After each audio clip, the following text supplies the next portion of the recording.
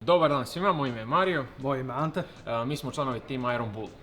Iron Bull je hrvatski startup koji se bavi razvojem robota za gaming. Naš primarni proizvod je pametni robotski tank, te cjelokupna arena igraonica koja ide uz tenka.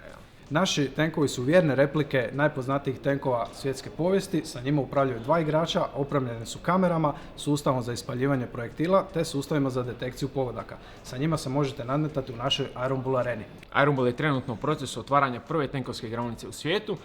Igraonica će se nalaziti u sklopu Zagrebačkog velesajma na preko 600 kvadrata zabavnog sadržaja. Prostor će sadržavati 400 kvadrata mape. Mapa predstavlja zapravo mapu grada u mjerilu jednako kao mjerilo tenkova, gdje će naši posjetitelji moći doći po izrazito povoljnim cijenama, iznajmiti tenkove na nekoliko sati te zabaviti se.